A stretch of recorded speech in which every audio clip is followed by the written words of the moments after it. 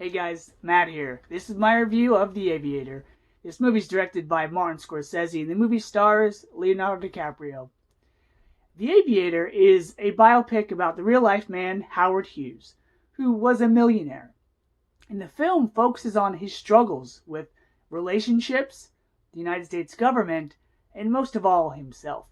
When this movie first came out in 2004, I was on board for seeing it because it starred Leonardo DiCaprio and it was directed by Martin Scorsese. And I was enthralled by it. But now, having revisited it, knowing the ins and outs of Howard Hughes' life, the attention to detail and the effort put into this movie is much more appreciated. And it's just blown me away now. The Aviator is probably my favorite Martin Scorsese film that doesn't take place in New York, or it's not a gangster flick, or, your typical Martin Scorsese type of story. This movie tells a really good story, while, dramatizing some parts of Howard Hughes' life, but also focusing and exploring some details about things that people may not know about. Leonardo DiCaprio is great in this movie. This was the movie that put him on my radar as far as being one of the best actors ever. He's really good in this. He has his boyish charms like he did in The Great Gatsby, but he also has the ability to play this man who's suffering from this disorder. Now, the only gripes I have with the movie is that it dramatizes certain things, focuses maybe too much on certain aspects, and maybe not enough on others, and it kind of moves events around from one point to another. But other than that, the chronological order of this movie is fine otherwise. It takes place from the 1920s, from when he's like 19, 20 years old, to the late 1940s when he's like 40-something. And every aspect of this man's life is riveting. Whether he's acting like this man who's suffering heavily from OCD, being annoyed by certain conversations because someone interrupted something he was doing, or because part of a plane isn't working properly, your eyes are glued to the screen every time Leo's on screen, because I'll give this movie credit. The one thing it has going for it is its unpredictability. Whether you know about Howard Hughes' life and you don't know how Scorsese is going to portray him, or if you're just a moviegoer who doesn't know anything about this man in real life, it'll keep you enthralled. His struggle with OCD is amazing. This is one of my favorite portrayals of someone with a disorder ever. This character of Howard Hughes is just incredible. He's a millionaire. In today's standards, he would be a billionaire. So he throws away money like it's nothing. He doesn't buy frivolous things, but it's, if he's having a money trouble, he'll turn to his money guy, Noah, played by John C. Reilly, and he'll be like, give the receipt to Noah. Noah, take care of it. There's a funny running gag where every time Howard has a financial problem or issue, he tells John C. Reilly to fix it. And John C. Reilly's over here, dang near pulling his hair out because he's like, Howard, we don't have any money. And then Howard will come up with an idea to make the money appear. Or he'd be dealing with his buddy Odie, who's like the engineer on a bunch of the planes. And so I like the fact that Martin Scorsese used all these big-name actors, but he would have them reoccurring throughout the movie, so you wouldn't forget who they were or the role they played. Cate Blanchett is Katharine Hepburn, an ex-lover of Howard Hughes. She was great in the movie. This was the first movie that made me notice her as well. She's really good as Katharine Hepburn. She has all her mannerisms, don't you find, golly, like all the things she did, nailed it. All the other actors in this movie, though I don't know about, those characters in real life, but I'm sure they nailed them as well. Alec Baldwin as Juan Tripp. Alan Alda. This was the first role from Alan Alda I'd ever seen where he plays a bad guy. And he's like the sweetest man ever in real life. He nailed it. Danny Houston. This was the first role I ever recognized him in. He usually plays a bad guy in his movies. Nailed his role.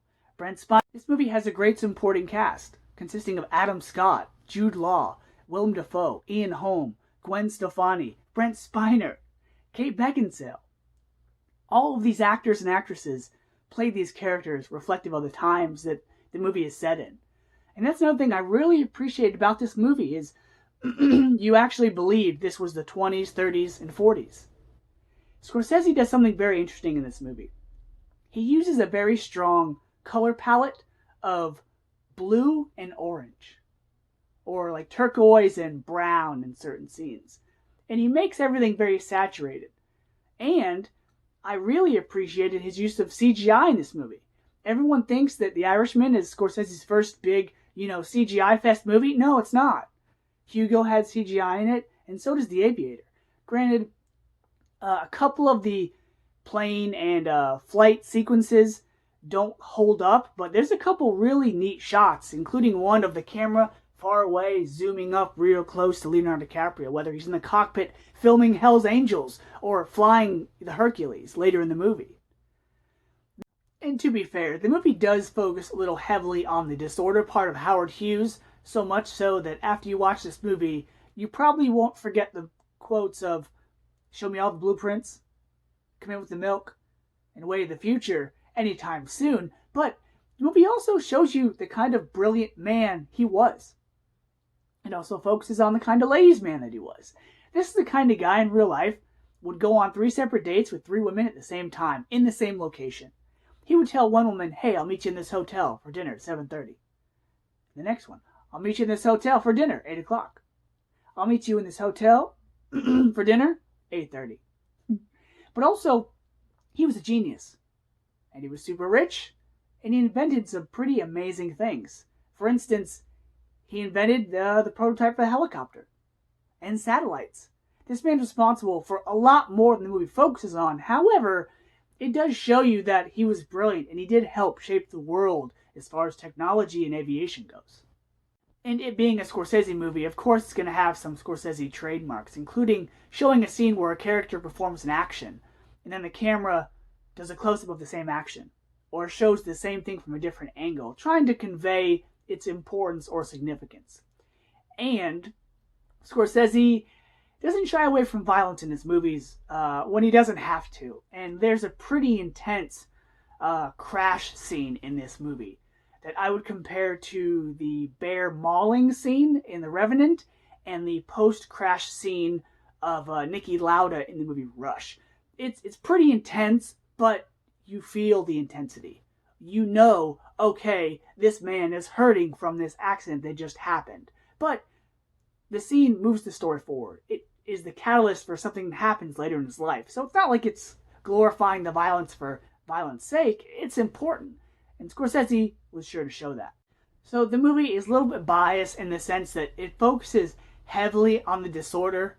But after you walk out of this movie, this is a role from Leo that you probably won't forget. And I think Leo was robbed of the Academy Award in 2004 for this movie. Granted, the film did win him the Best Actor Golden Globe and the Best Picture Golden Globe, but still, Leo is fantastic in this movie. And so because the cast is great, Leo is phenomenal, the music, the setting, the production, everything makes you feel like you've been sucked into this time frame of the 20s and 40s. I'm going to give The Aviator an A-. So until next time, guys, see ya.